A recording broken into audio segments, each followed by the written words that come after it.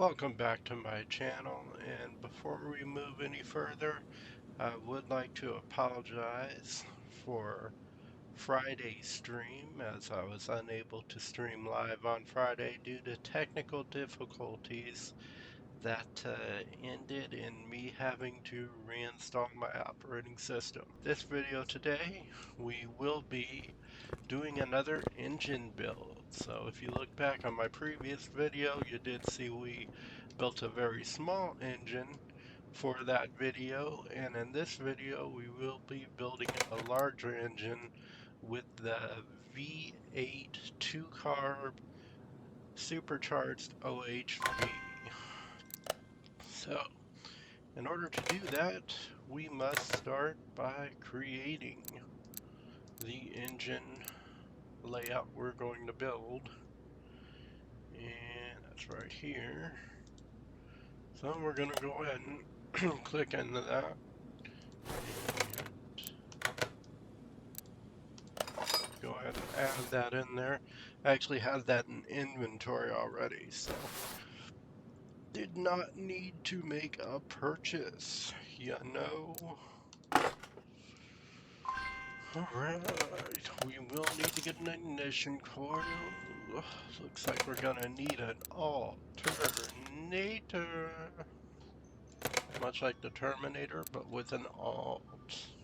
Alright, and with that, we will go ahead and get this powered steering pump added, as it seems we already have one of those in our inventory to the E.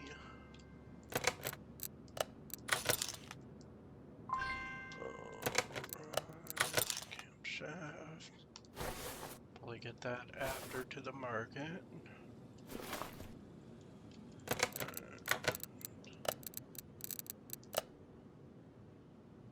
Catalytic converter. That would have been from a previous build. Engine coil. Got an alternator.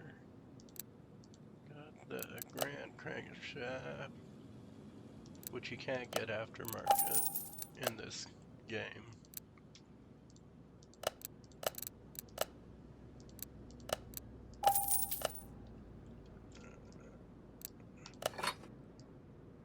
Cam to the shaft.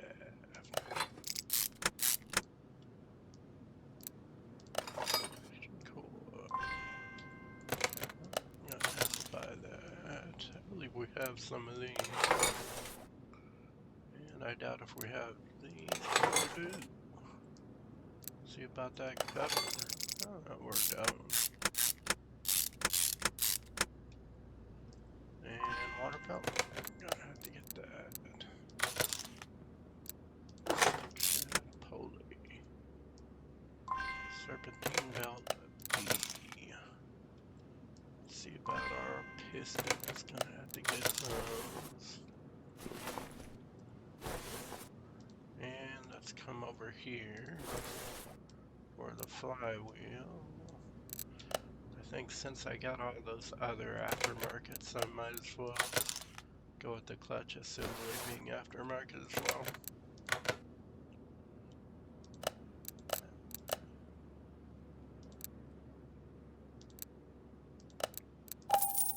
And that's A. So what I like to do is go back and find an ignition coil that I'll be able to use. Since that's an ignition coil A, ideally you'd want to look for an A for the ignition coil, but as you can see there is not one, and that is single overhead cam, that's CGM. I doubt if either one of those is going to fit, so my best guess is going to be this one.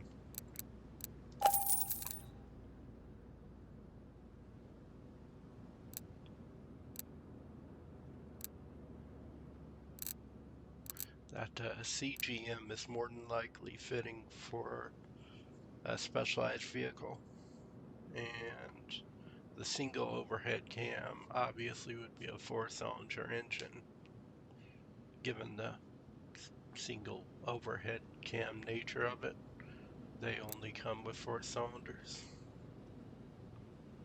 But let's look for a cab. I'm gonna go with that one. Kind of matches up with this ignition distributor rotor. So now we got that. Yeah, I didn't think you can get an aftermarket water pipe. Can't get that. Can't get that though. We will get about 8 of those. The rings are not available aftermarket, but the clutch assembly is.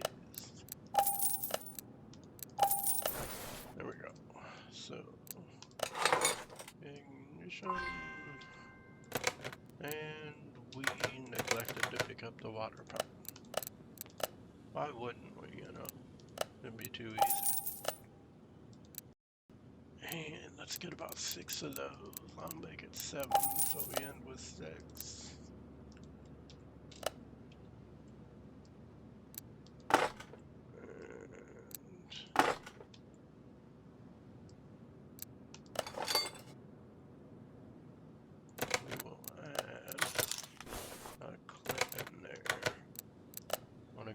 Purchase it so I don't forget to do it. I'm just gonna get like 50 of those because, you know, we're always gonna need it and it's cheap anyway.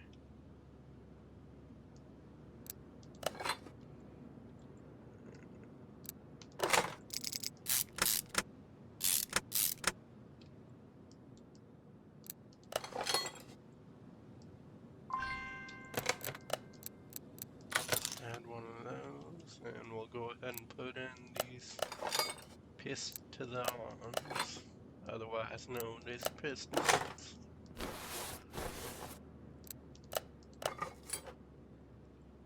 That must be precisely designed so as not to damage the bores of the engine.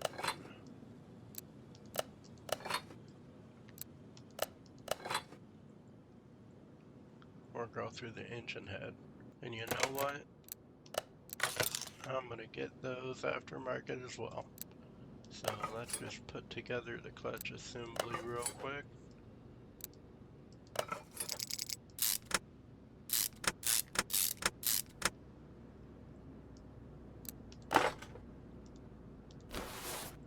Assembly. And that obviously I already put in here, right? And we'll get 7 of those. Oh. 2 of those. Look at that 9% increase per head. That's like 18% in the end. Such a nice engine.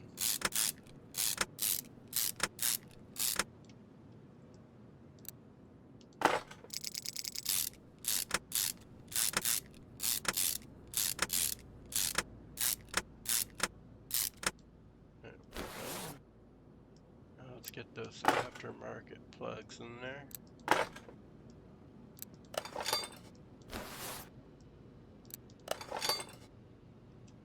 And over here.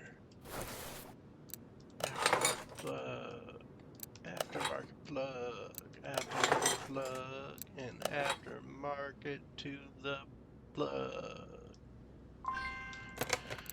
Ooh, let's get those. We'll get those aftermarket as well. I doubt if I have any of those wires available. And let's see about that. Get that aftermarket. Put that on there. And move on over here.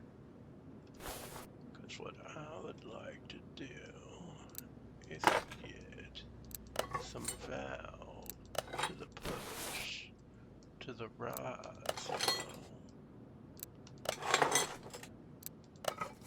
I'm going to push that valve rod into the engine head and thus through the engine block to a certain extent in order to touch the camshaft. Yeah, the camshaft, which is going to spin from the rotation of the crankshaft and rock each and every one of these valve push rods so they rock against the rocker arm and thus produce horsepower.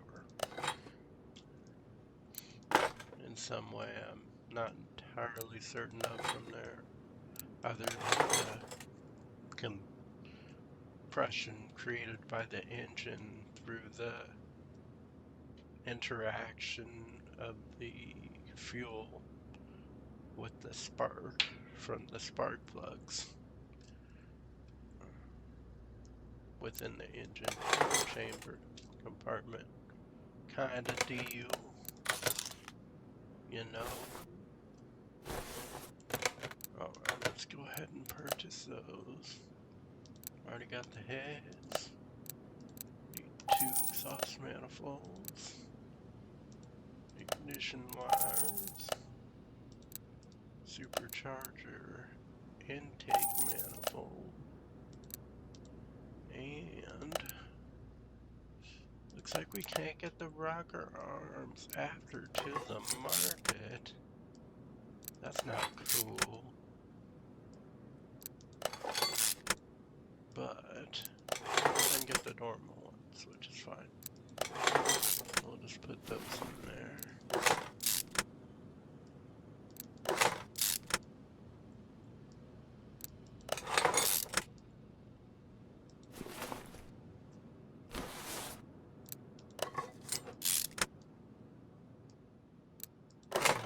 If anybody could elaborate in the comments on how the rocker arms and the push rods, controversially the camshaft, interact with the power of the engine, that would be greatly appreciated. I'm sure there's a lot of mechanics out there that know a lot more about the internal combustion engine than me.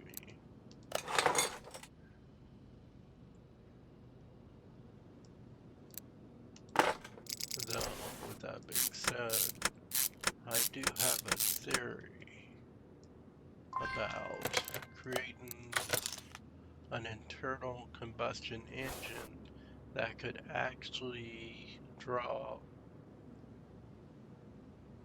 what would you refer to it as, I guess, draw propulsion in a atmosphere with no atmosphere at all.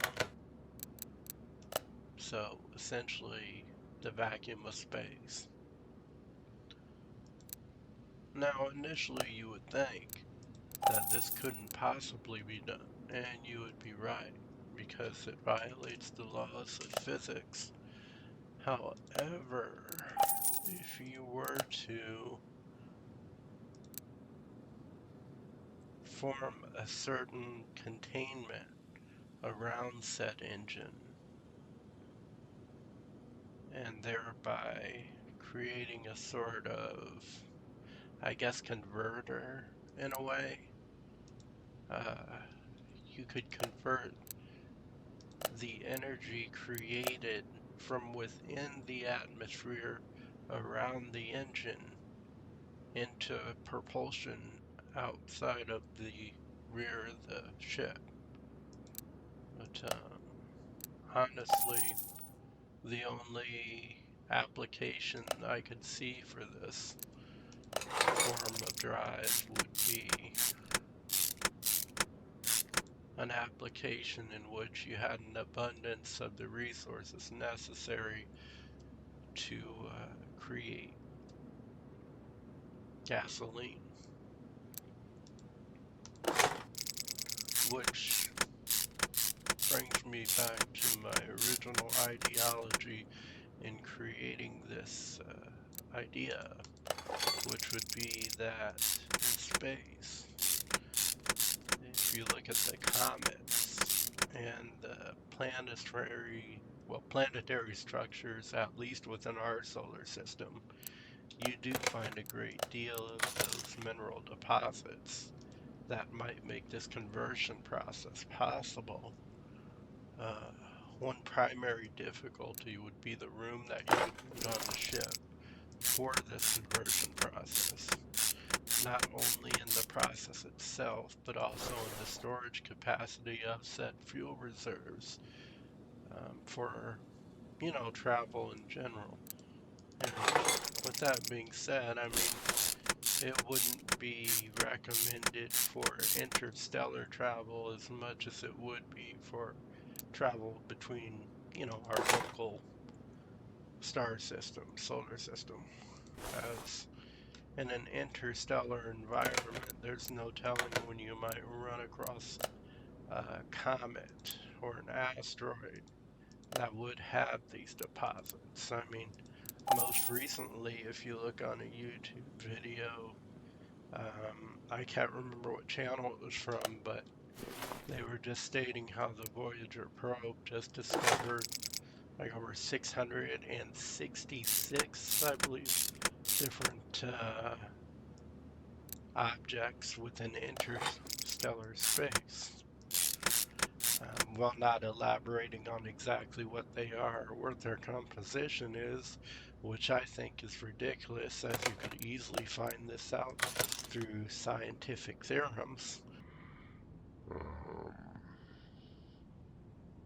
They did state that they exist, so that does lead to the possibility of there being enough of them to, form a viable form of propulsion in this manner outside of our solar system. However, even with that, I wouldn't recommend any long-term travel outside, just enough travel to achieve a localized goal. And even that localized goal would be, just right outside the asteroid belt. I mean, frankly, I wouldn't even travel outside the asteroid belt with the craft with that small of an engine. I mean, you would obviously have to include it with ion propulsion. I mean, even within our own solar system, as the time it would take to even get from planet to planet with such a slow form of propulsion would be unfeasible without one. I mean, given the required amount of fuel that would require, I mean, it would just make it a lot more efficient with some form of ion propulsion, which I would present the idea for certain like umbrella structures around the craft that might make that feasible, much like the Voyager 1 probe had. And I'm certain the Voyager 2 probe, though I would prefer not to draw attention to a probe that, in my opinion, was really a failure. But it's only because it didn't even make it outside of our solar system. A margin, a fraction of the margin that the Voyager 1 probe did before encountering failure, which, makes you question the use of modern technology with long-term probes. I mean, they created the Voyager 1 probe in like the 60s and 70s, and yet that's lasted longer than a probe they created recently. It's ridiculous.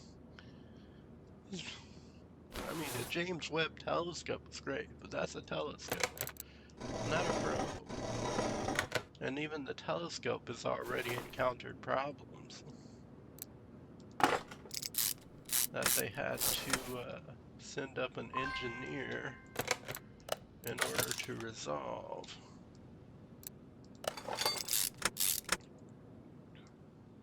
That being the James Webb Telescope, not the James Maxwell.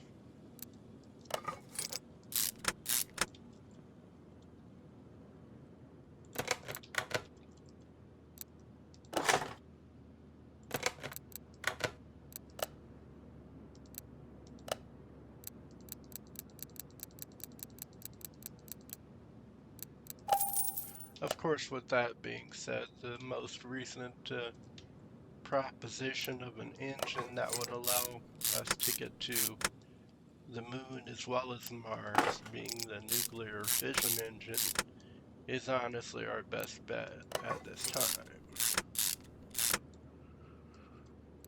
I mean, they're talking about cutting it down, well, the journey to Mars down from what, like over 3 months to over a little over 1 month.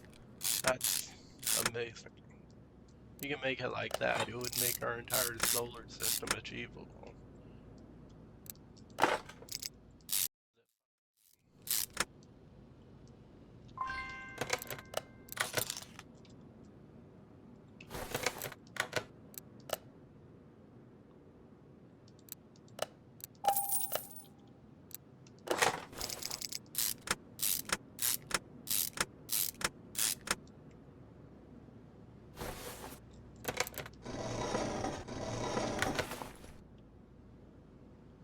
Alright, so as you can see, that would complete this engine build. So I'm just gonna go ahead and take that off the engine block, and we'll put it over here and die where to the house right alongside my V8 Carb OHV we saw in that last video. I also had that 14 dual overhead cam BFM. I believe I put that in here on a stream. And 16 dual overhead cam BU2 turbo, as well as a V8 Ford Coyote. That's a unique one.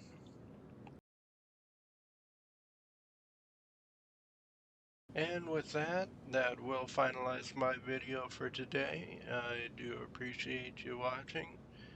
And if you enjoyed the video, please feel free to leave a like. Also, if you'd like to see more of this material, please feel free to subscribe. And have a great day or night. Bye.